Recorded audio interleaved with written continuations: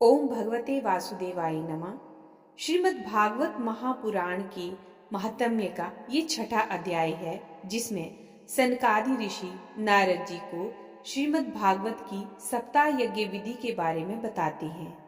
पहला, दूसरा, तीसरा, चौथा और पांचवा अध्याय इसी चैनल पर उपलब्ध है, आप उनको देख सकते हैं। श्रीमद् भागवत महापुराण कलयुग में मानव के कल्याण का एकमात्र सबसे सरल साधन है। को सुनने मात्र से ही मनुष्य की सब दुखों से मुक्ति होती है और अंततः मोक्ष की प्राप्ति होती है। श्री सनकादि कहते हैं, नारद जी, अब हम आपको सप्ताह श्रवण की विधि बताते हैं। ये विधि प्रायः लोगों की सहायता और धन से साध्य कही गई है। पहले तो यत्न पूर्वक ज्योतिषी को बुलाकर मुहूर्त पूछना चाहिए तथा विवाह के लिए जिस प्रकार धन का प्रबंध किया जाता है, उस प्रकार ही धन की व्यवस्था इसके लिए करनी चाहिए। आरंभ करने में भाद्रपद, अश्विन, कार्तिक, मार्गशीर्ष, आषाढ़ और श्रावण, ये 6 महीने श्रोताओं के लिए मोक्ष की प्राप्ति के कारण हैं। इन महीनों में भी भद्रा, व्यतिपात आदि कुयोगों को सर्वथा त्याग देना चाहिए तथा दूसरे लोग जो उत्साही हों उन्हें अपना सहायक बना लेना चाहिए। फिर प्रयत्न करके देश देशांतरों में ये संवाद भेजना चाहिए कि यहाँ कथा होगी। सब लोगों को सपरिवार पधारना चाहिए। जो स्त्री और शूद्र आदि भागवत कथा एवं संकीर्तन से दूर पड़ गए हैं, उनको भी सूचना हो जाए, ऐसा प्रबंध करना चाहिए। देश में जो विरक्त, वैष्णव और हरि कीर्तन के प्रेमी हों, उनके पास निमंत्रण पत्र अवश्य भेजें। इसे लिखने की विधि इस प्रकार बताई गई है। महानुभावों, यहाँ 7 दिन तक सत्पुरुषों का बड़ा दुर्लभ समागम रहेगा और अपूर्व रसमयी श्रीमद् भागवत की कथा होगी। भगवत रस के रसिक हैं, अतः श्रीमद् भागवत अमृत का पान करने के लिए प्रेम पूर्वक शीघ्र ही पधारने की कृपा करें। यदि आपको विशेष अवकाश ना हो तो भी एक दिन के लिए तो अवश्य ही कृपा करनी चाहिए, क्योंकि यहाँ का तो एक क्षण भी अत्यंत दुर्लभ है। इस प्रकार विनय पूर्वक उन्हें निमंत्रित करें और जो लोग आए उनके लिए यथोचित निवास स्थान का प्रबंध करें। कथा का श्रवण किसी तीर्थ में, वन में अथवा अपने घर पर भी अच्छा माना गया है। जहाँ लंबा चौड़ा मैदान हो, वहीं कथा स्थल रखना चाहिए। भूमि का शोधन, मार्जन और लेपन करके रंग बिरंगी धातुओं से चौक पूरे, घर की सारी सामग्री उठाकर एक कोने में रख दें। 5 दिन पहले से ही यत्न पूर्वक बहुत से बिछोने के वस्त्र एकत्र कर लें तथा केले के खंभों से सुशोभित एक ऊंचा मंडप तैयार करवाएं। उसे सब ओर फल, पुष्प, पत्र और चंदोवे से अलंकृत करें तथा चारों ओर झंडियां लगाकर तरह तरह के सामानों से सजा दें। उस मंडप में कुछ ऊंचाई पर 7 विशाल लोकों की कल्पना करें और उनमें विरक्त ब्राह्मणों को बुला बुलाकर बिठाएं। आगे की ओर उनके लिए यथोचित आसन तैयार रखें। इनके पीछे वक्ता के लिए भी एक दिव्य सिंहासन का प्रबंध करें। यदि वक्ता का मुख उत्तर की ओर रहे तो श्रोता पूर्वाभिमुख होकर बैठें, और यदि वक्ता पूर्वाभिमुख रहे तो श्रोता को उत्तर की ओर मुख करके बैठना चाहिए, अथवा वक्ता और श्रोता को पूर्व मुख होकर बैठना चाहिए। देश काल को जानने वाले महानुभावों ने श्रोता के लिए ऐसा ही नियम बताया है। जो वेद शास्त्र की स्पष्ट व्याख्या करने में समर्थ हो, तरह तरह के दृष्टांत दे सकता हो तथा विवेकी और अत्यंत निष्प्रिय हो, ऐसे विरक्त और विष्णु भक्त ब्राह्मण को वक्ता बनाना चाहिए। श्रीमद् भागवत के प्रवचन में ऐसे लोगों को नियुक्त नहीं करना चाहिए जो पंडित होने पर भी अनेक धर्मों के चक्कर में पड़े हुए स्त्री लंपट एवं पाखंड के प्रचारक हों। वक्ता के पास ही उसकी सहायता के लिए एक वैसा ही विद्वान और स्थापित करना चाहिए, वह भी सब प्रकार के संशयों की निवृत्ति करने में समर्थ हो और लोगों को समझाने में कुशल हो। कथा प्रारंभ के दिन से एक दिन पूर्व व्रत ग्रहण करने के लिए वक्ता को क्षौर करा लेना चाहिए तथा अरुणोदय के समय शौच से निवृत्त होकर अच्छी तरह स्नान करें और संध्यादि अपने नित्य कर्मों को संक्षेप से समाप्त करके कथा के विघ्नों की निवृत्ति के लिए गणेश जी का पूजन करें। तदनंतर पितृगण का तर्पण कर पूर्व पापों की शुद्धि के लिए प्रायश्चित करें और एक मंडल बनाकर उसमें श्री हरि को स्थापित करें।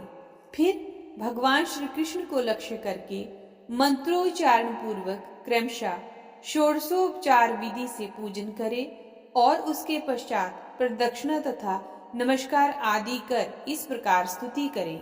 करुणा निधान, मैं संसार सागर में डूबा हुआ और बड़ा दीन हूँ। कर्मों के मोह रूपी ग्रह ने मुझे पकड़ रखा है। आप इस संसार सागर से मेरा उद्धार कीजिए। इसके पश्चात धूप दीप आदि सामग्रियों से श्रीमद् भागवत की बड़े ही उत्साह और प्रीति पूर्वक विधि विधान से पूजा करें। फिर पुस्तक के आगे नारियल रखकर नमस्कार करें और प्रसन्न चित्त से इस प्रकार स्तुति करें। श्रीमद् भागवत के रूप में आप साक्षात श्री कृष्ण चंद्र ही विराजमान हैं। नाथ, मैंने भव सागर से छुटकारा पाने के लिए आपकी शरण ली है। मेरा ये मनोरथ आप बिना किसी विघ्न बाधा के सांगोपांग पूरा करें। केशव, मैं आपका दास हूँ। इस प्रकार दीन वचन कहकर फिर वक्ता का पूजन करें, उसे सुंदर वस्त्र आभूषणों से विभूषित करें और फिर पूजा के पश्चात उसकी इस प्रकार स्तुति करें। शुक स्वरूप भगवान, आप समझाने की कला में कुशल और सब शास्त्रों में पारंगत है। कृपया इस कथा को प्रकाशित करके मेरा अज्ञान दूर करें। फिर अपने कल्याण के लिए प्रसन्नता पूर्वक उसके सामने नियम ग्रहण करें और 7 दिनों तक यथाशक्ति उसका पालन करें। कथा में विघ्न ना हो इसके लिए 5 ब्राह्मणों को और वर्ण करें। वे 12 मंत्र द्वारा भगवान के नामों का जप करें। फिर ब्राह्मण अन्य विष्णु भक्त एवं कीर्तन करने वालों को नमस्कार करके उनकी पूजा करें और उनकी आज्ञा पाकर स्वयं भी आसन पर बैठ जाएं। जो पुरुष लोक, संपत्ति, धन, घर और पुत्र आदि की चिंता छोड़कर शुद्ध चित्त से केवल कथा में ही ध्यान रखता है, उसे इसके श्रवण का उत्तम फल मिलता है। बुद्धिमान वक्ता को चाहिए कि सूर्योदय से कथा आरंभ करके 3:30 पहर तक मध्यम स्वर से अच्छी तरह कथा बांचे। दोपहर के समय 2 घड़ी तक कथा बंद रखें। उस समय कथा के प्रसंग के अनुसार वैष्णवों को भगवान के गुणों का कीर्तन करना चाहिए। व्यर्थ की बातें नहीं करनी चाहिए। कथा के समय मलमूत्र के वेग को काबू में रखने के लिए अल्पाहार सुखकारी होता है। इसलिए श्रोता केवल एक ही समय हविष्यान्न भोजन करें। यदि शक्ति हो तो 7 दिन निराहार रहकर कथा सुने अथवा केवल घी या दूध पीकर ही सुखपूर्वक श्रवण करें अथवा फलाहार या एक समय ही भोजन करें। जिससे जैसा नियम सुभीते से सध सके उसी को कथा श्रवण के लिए ग्रहण करें। मैं तो उपवास की अपेक्षा भोजन करना अच्छा समझता हूँ, यदि वह कथा श्रवण में सहायक हो। यदि उपवास से श्रवण में बाधा पहुँचती हो तो वह किसी काम का नहीं। नारद जी, नियम से सप्ताह सुनने वाले पुरुषों के नियम सुनिए। विष्णु भक्त की दीक्षा से रहित पुरुष कथा श्रवण का अधिकारी नहीं है। जो पुरुष नियम से कथा सुने उसे ब्रह्मचार्य से रहना, भूमि पर सोना और नित्य प्रति कथा समाप्त होने पर पत्तल में भोजन करना चाहिए। दाल, मधु, तेल, गरिष्ठ अन्न, भाव दूषित पदार्थ और बासी अन्न, काम, इनका सर्वदा ही त्याग करना चाहिए। काम, क्रोध, मद, मान, मत्सर, लोभ, दंभ, मोह और द्वेष को अपने पास भी नहीं फटकने देना चाहिए। वह वेद, वैष्णव, ब्राह्मण, गुरु, गौ सेवक तथा स्त्री, राजा और महापुरुषों की निंदा से भी बचे। नियम से कथा सुनने वाले पुरुष को रजस्वला स्त्री, अंत्यंच, मलेच्छ, पतित, गायत्रीहीन द्विज, ब्राह्मणों से द्वेष करने वाले तथा वेद को ना मानने वाले पुरुषों से भी बात नहीं करनी चाहिए। सर्वदा सत्य, शौच, दया, मौन, सरलता, विनय और उदारता का बर्ताव करना चाहिए। धनहीन, क्षय रोगी, किसी अन्य रोग से पीड़ित, भाग्यहीन, पापी, पुत्रहीन और मुमुक्षु भी ये कथा श्रवण करें। जिस स्त्री का रजोदर्शन रुक गया हो, जिसके एक ही संतान होकर रह गई हो, जो बांझ हो, जिसकी संतान होकर मर जाती हो, अथवा जिसका गर्भ गिर जाता हो, वह यत्न पूर्वक इस कथा को सुने। ये सब यदि विधिवत कथा सुने तो इन्हें अक्षय फल की प्राप्ति हो सकती है। ये अत्युत्तम दिव्य कथा करोड़ों यज्ञों का फल देने वाली है। इस प्रकार व्रत की विधियों का पालन करके फिर उद्यापन करें। जिन्हें इसके विशेष फल की इच्छा हो, वे जन्माष्टमी व्रत के समान ही इस कथा व्रत का उद्यापन करें। किंतु जो भगवान के अकिंचन भक्त हैं, उनके लिए उद्यापन का कोई आग्रह नहीं है। वे श्रवण से ही पवित्र हैं, क्योंकि वे तो निष्काम भगवत भक्त हैं।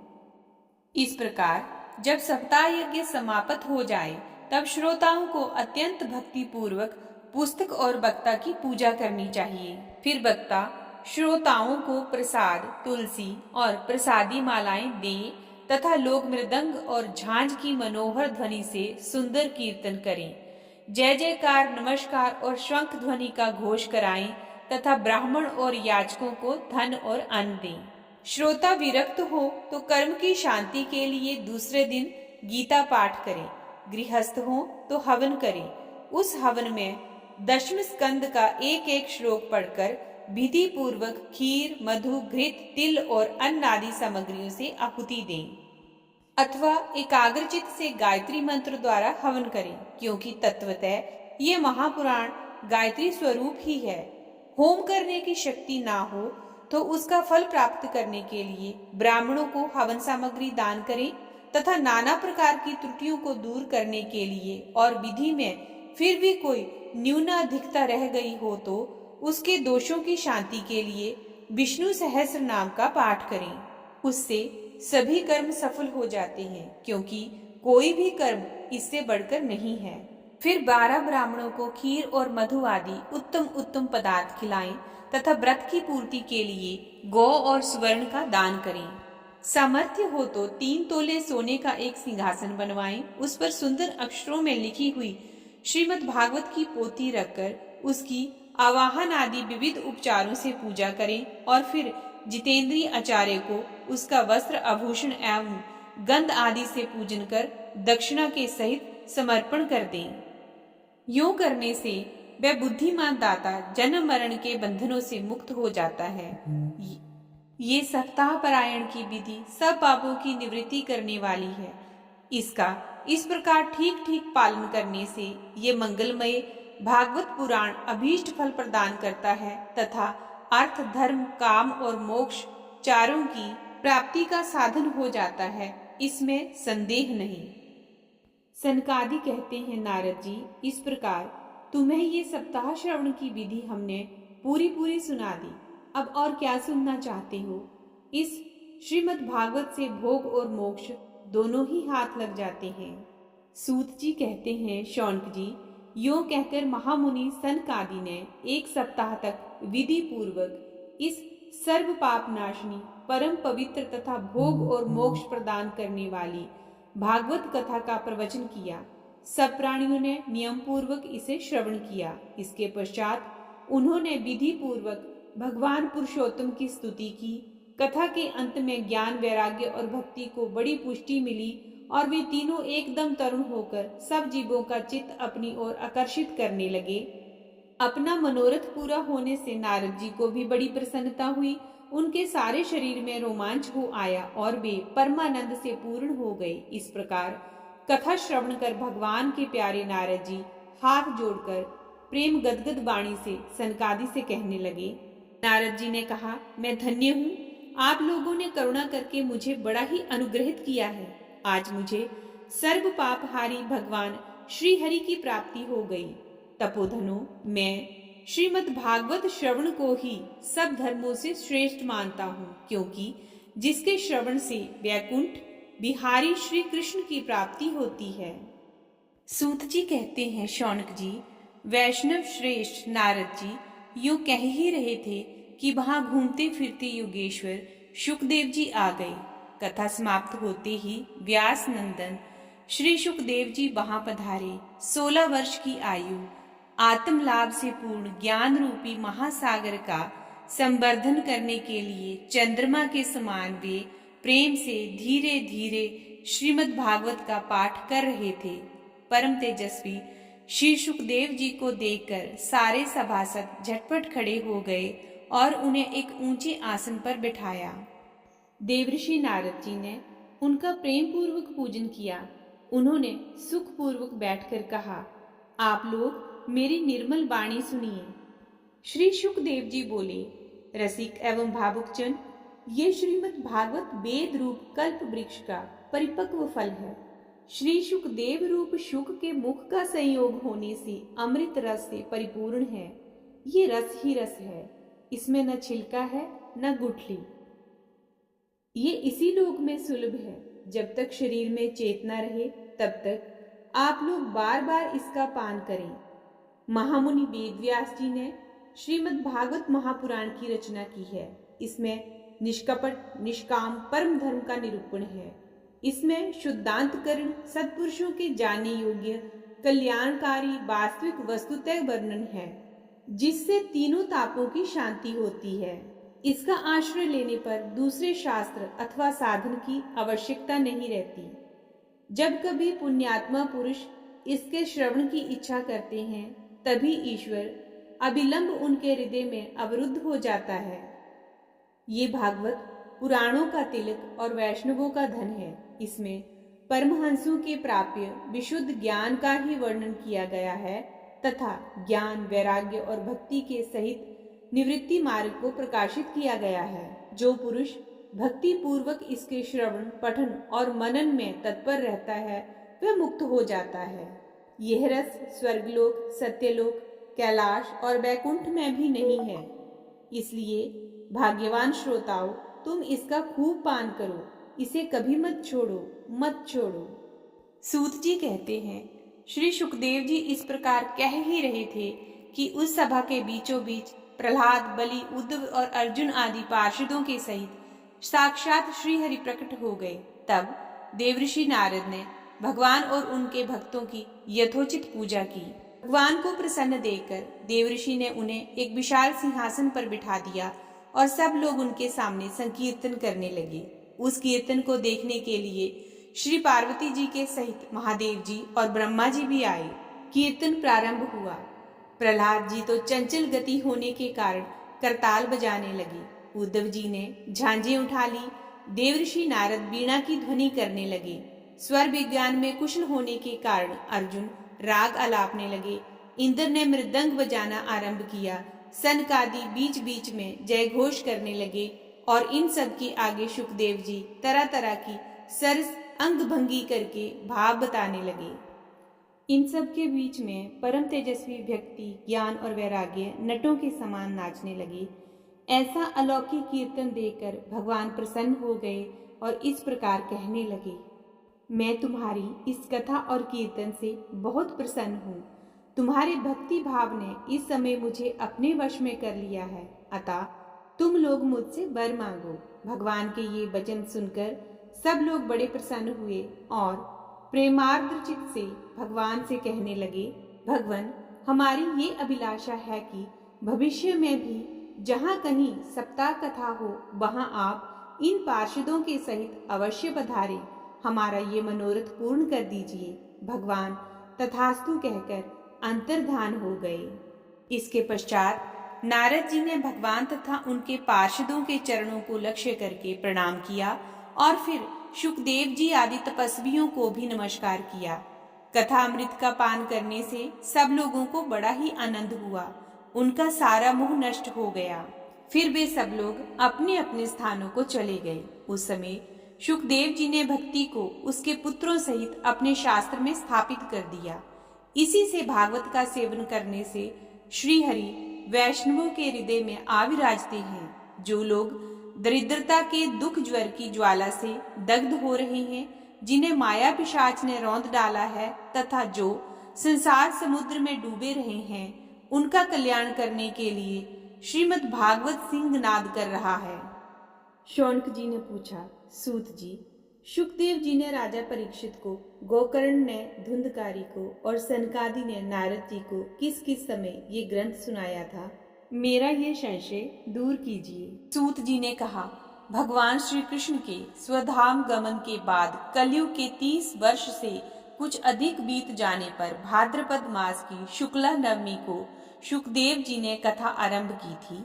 राजा परीक्षित की कथा सुनने के बाद कलयुग के 200 वर्ष बीत जाने पर आषाढ़ मास की शुक्ला नवमी को गोकर्ण जी ने ये कथा सुनाई थी। इसके पीछे कलयुग के 30 वर्ष और निकल जाने पर कार्तिक शुक्ला नवमी से सनकादि ने कथा आरंभ की थी।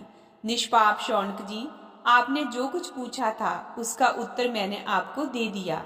इस कलयुग में भागवत की कथा भव रोग की रामबाण औषध है। संतजन, आप लोग आदर पूर्वक इस कथा अमृत का पान कीजिए। ये श्री कृष्ण को अत्यंत प्रिय, संपूर्ण पापों का नाश करने वाला, मुक्ति का एकमात्र कारण और भक्ति को बढ़ाने वाला है। लोक में अन्य कल्याणकारी साधनों का विचार करने और तीर्थों का सेवन करने से क्या होगा? अपने दूत को हाथ में पाश लिए देखकर यमराज उसके कान में कहते हैं, देखो, जो भगवान की कथा वार्ता में मत हो रही हो उनसे दूर रहना। मैं औरों को दंड देने की शक्ति रखता हूँ, वैष्णवों को नहीं। इस असार संसार में विषय रूप विष की आसक्ति के कारण व्याकुल बुद्धि वाले पुरुषों, अपने कल्याण के उद्देश्य से आधे क्षण के लिए भी इस शुक कथा रूप अनुपम सुधा का पान करो। प्यारे भाइयों, निंदित कथाओं से युक्त कुपथ में व्यर्थ ही क्यों भटक रहे हो? इस कथा के कान में प्रवेश करते ही मुक्ति हो जाती है। इस बात के साक्षी राजा परीक्षित हैं।